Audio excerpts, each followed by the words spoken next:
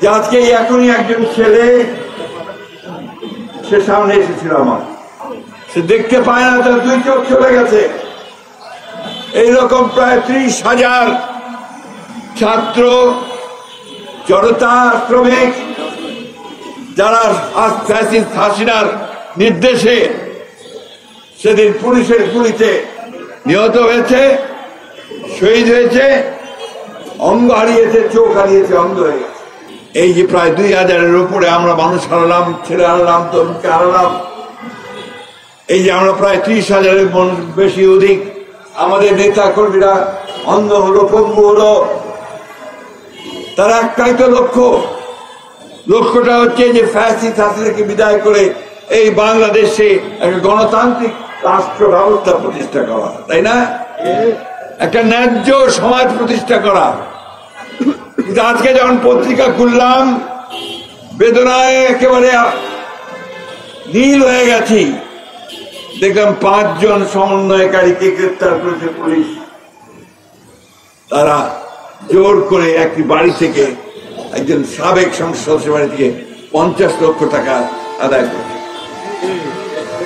এই কি পরিণতি থেকে আমরা চেয়েছিলাম? এই বাংলাদেশের মানুষকে কেউ এটা চেয়েছিল?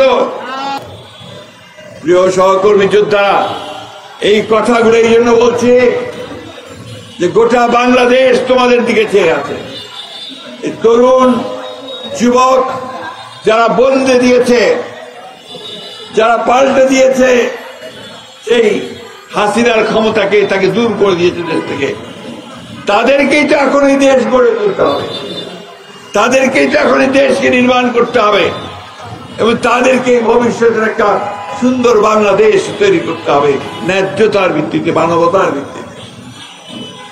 দুঃখ হয় আমাদের যখন আমরা দেখি যে 1 বছর সময়ের মধ্যেও আমরা এই কথা জোর গলায় বলতে পারছি না যে আমরা এখন তৈরি হয়ে গেছি, এই দেশ আমরা নতুন করে গড়ে তুলব।